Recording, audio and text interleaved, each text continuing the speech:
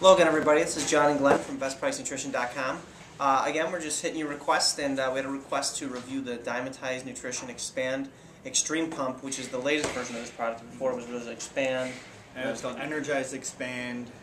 So this is the newest version. Yeah, and the biggest difference I think with this one is the 1.5 grams of BetaAlanine, but we'll go into the details of it for those of you who are just catching the beginning of the video. Well, specifically, let's run through the ingredients list. We've done a lot of the pre-workout nitric oxide products, and we've kind of split them almost into two categories where you have your concentrated ones like Jack 3D and Flashover, 1MR, things like that, where you get a more of a very few ingredients. So maybe like 10 ingredients as a max, but you're getting more of those ingredients per serving. And then the opposite end of that spectrum would be something like Nano Vapor, where there's something like 30, 40 ingredients, and you're getting a very small amount. Yeah, of each one. So this one kind of falls in between because it's not really a ton of ingredients. It's not the very few like the others. And the serving size is a lot larger too. It's a 20-gram serving size, where I think a lot of the other ones is what, like 3-4 grams in many cases. So, but let's run through some of the ingredients on this particular product. Start off with the first, and they do have proprietary blends with a few ingredients listed under, so we'll go ahead and name them. So if you're following along on the label yourself, the Strength and Endurance Creatine Matrix. There's 5 grams of it, so it's creatine citrate, creatine, and dicreatine malate. So yeah, 5 grams of creatine, then 3 different sources of creatine. So I mean, that's a good shot of creatine. 5 grams, generally what we would recommend as a serving. Yeah, so you're getting 5 grams of creatine. The dicreatine malate is basically just a form of creatine bound to malic acid. Citrate, just creatine bound to citric acid, and then just labeled as creatine. I'm assuming I believe it's just that's creatine monohydrate. monohydrate. Yeah, they're just not specifying. So the next ingredient blend is the vasovolumizing Arginine fusion. It's about 3 different forms of arginine, AKG, arginine hydrochloric acid, and then the arginine keto isocaproate. There's 3.5 grams in there, which, if you've watched our videos, we've talked about arginine and kind of some of the rate-limiting factors of it. That does hit about the clinically studied dosage. It's about the recommended dosage, yeah. So, to touch on that again, you want to touch on what we said about arginine? Yeah, essentially your arginine gets into the body and increases the amount of nitric oxide that's produced. Well, your body fights that. Your body wants to maintain a homeostasis, so it creates an enzyme called arginase, and that enzyme inhibits the nitric oxide response, or the vasodilation. So that's why arginine is not the best nitric oxide product. And a lot of these companies seem to recognize that. That's why a lot of these products are very heavily laden with stimulants. There's a lot of stimulants in there because they want you to feel something more than anything. So are you going to get much of a pump from these 3 things? You could if you're new to a pump type product, but in general, because of that rate limiting factor, this would be more of a energy boost before you work out. Yeah, and a lot of companies are putting norvaline in there, which is supposed to be an arginase inhibitor.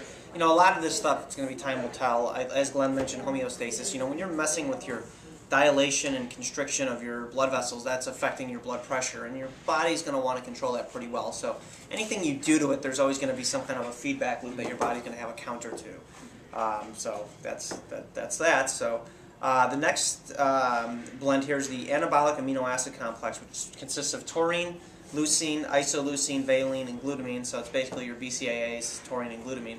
Now there's 5 grams in there, which is a pretty healthy dosage.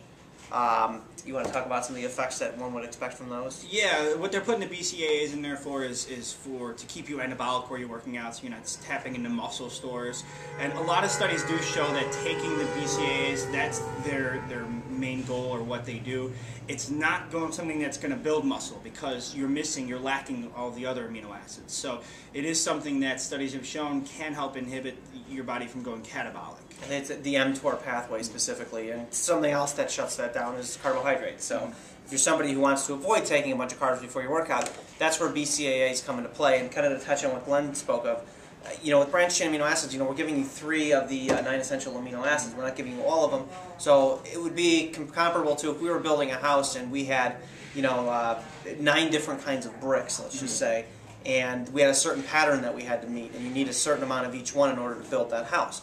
Well, if we gave you a whole bunch extra of those 3 particular bricks, but you didn't get the other 6, you wouldn't be able to complete your house. And the same holds true with muscle. So sucking down BCAAs endlessly is not in and of itself going to build muscle. However, there are some other benefits that they do have, like we discussed, stopping catabolism, amongst other things. I know there's some studies on leucine and the ability to regulate insulin, right? Or spike insulin. Yeah, actually, leucine shows a slight response to spike insulin, so that's also a very good thing. Yeah, insulin's a very anabolic hormone. You know, if you're a natural person, meaning you're not injecting yourself with steroids or other hormones exogenously, spiking insulin is a really good way to help build muscle. You know, assuming you're doing it like after you work out is typically a good time.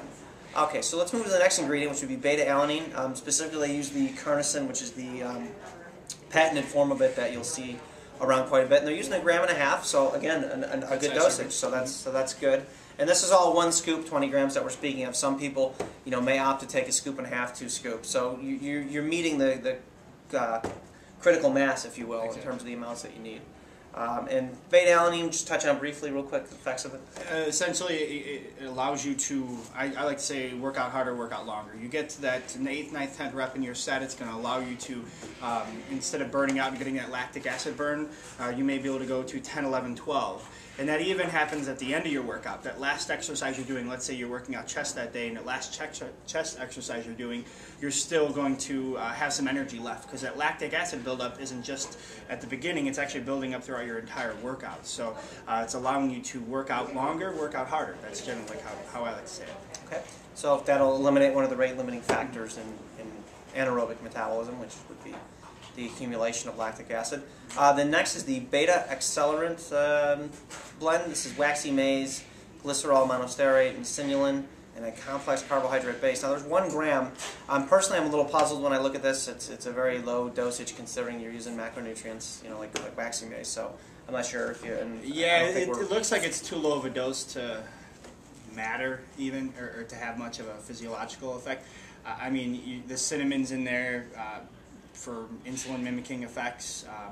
Glycerol monostearate is actually a fat, but it's only 1 gram, so it's such a small dose of this, it's not much you're going to see from that. Yeah, so a little perplexed on that one, but that's all right. On the next part of the blend, it's the explosive energy and mental focus matrix. This is the stimulant part.